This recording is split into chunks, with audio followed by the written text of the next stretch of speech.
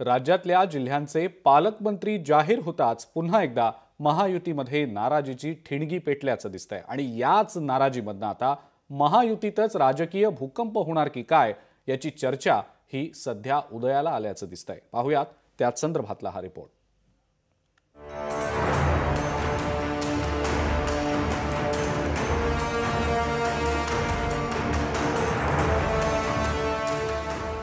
उपमुख्यमंत्री पदाचा वाद सुटतो न सुटतो तोच मंत्रिमंडळाच्या विस्तारावरून महायुतीत खटके उडू लागले आहेत। बरं, तोही तिढा उशिरा का होईना पण सुटला।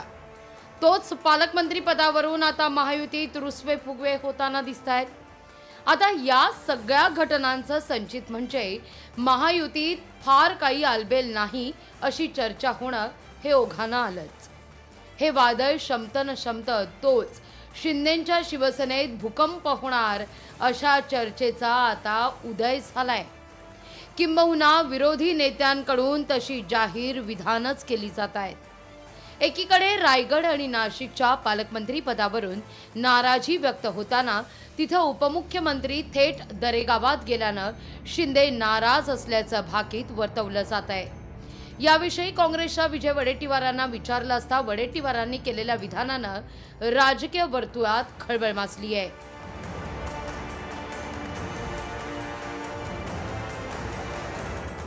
जसं उद्धव ठाकरेंना संपवून शिंदेंना आणलं तसं शिंदेंना संपवून उद्या नवीन एक उदय येईल असं विधान वडेट्टीवार करतायत। इतकंच नाही तर काही दिवसात तुम्हाला शिवसेनेचा नवा उदय दिसेल हेही वडेट्टीवारांनी सांगितलंय।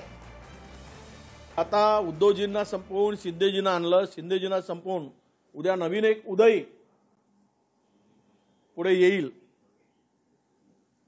तो उदय कुठला असेल त्याला पुढे आणण्याचा प्रयत्न होईल। ही सुद्धा स्थिती महाराष्ट्रात येईल शिवसेनेच्या बाबतीत। उद्याचा शिवसेनेचा नवा उदय तिसरा तो तुम्हाला दिसेल ही शक्यता सुद्धा नाकारता येत नाही। हा दावा केवळ मविया काँग्रेसचा नाही तर ठाकरेंच्या शिवसेनेकडून देखील केला जातोय। उदय सामंत यांच्याकडे माझ्या माहितीप्रमाणे 20 आमदार आहेत। सरकार स्थापन करताना जेव्हा एकनाथ शिंदे रुसले होते तेव्हाच हा उदय होणार होता असा दावा खासदार संजय राऊत यांच्याकडून होतोय। उदय सामंतांचं नाव डावसला घेऊन गेले। उदय सामंत यांच्याबरोबर माझ्या माहितीप्रमाणे 20 आमदार आहेत। जेव्हा एकनाथ शिंदे रुसले होते सरकार स्थापन करताना मुख्यमंत्री पदासाठी तेव्हाच हा उदय होणार होता।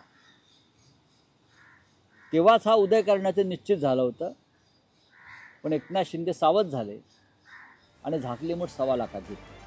तर एकनाथ शिंदेंचं वारंवार रुसण्या फुगण्याचं राजकारण भाजपला रुचलेलं नाही असं सांगत ठाकरेंच्या शिवसेनेच्या उपनेत्या सुषमा अंधारे यांनीही जे पेराल तेच उगवेल असं म्हणत वडेट्टीवारांच्या सुरात सूर मिसळले आहेत। भाजपला जर उदय सामंतांच्या सारखा एक फ्लेक्झिबल चेहरा मिळत असेल, होय उदय सामंत अत्यंत फ्लेक्झिबल आहेत, आधी राष्ट्रवादीतनं शिवसेनेत, शिवसेनेतनं शिंदे गटात, त्यामुळे अशा फ्लेक्झिबल चेहऱ्याला घेऊन भाजपा निश्चितपणे एका नव्या समीकरणाचा उदय घडवून आणू शकते। एकनाथ शिंदे यांचा जे काही रुसणं फुगणं चालू आहे हे फार विचार करण्यासारखं आहे।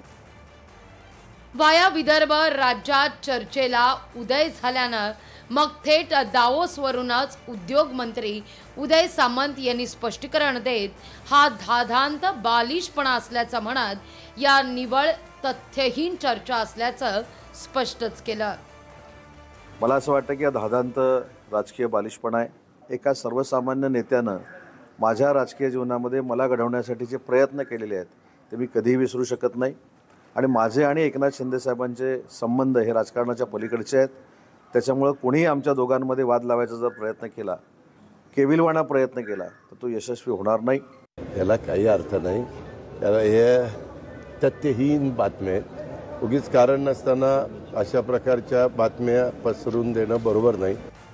दरम्यान या चर्चा केवळ पराभवाच्या मानसिकतेतून उदयास येत असून काँग्रेसनं महायुतीकडे इतकं लक्ष देण्यापेक्षा स्वतःच्या पक्षाकडे आणि मवियाकडे पाहावं असा सल्ला भाजपच्या चंद्रशेखर बावनकुळे यांनी दिलाय। विजय वडेट्टीवारांनी सध्या 5 वर्ष कुठला विचार करू नये। 5 वर्षांनी चांगलं काम करावं, जनतेमध्ये जावं, काँग्रेसला पुन्हा उभारी द्यावी.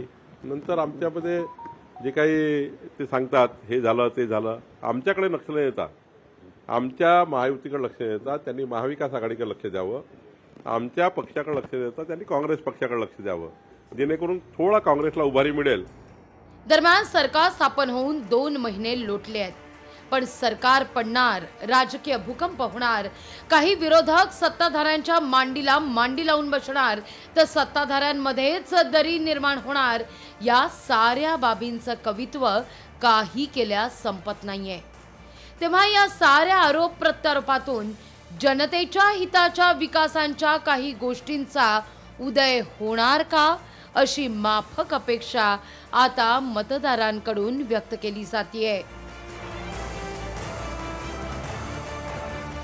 ब्युरो रिपोर्ट, लोकशाही मराठी, मुंबई.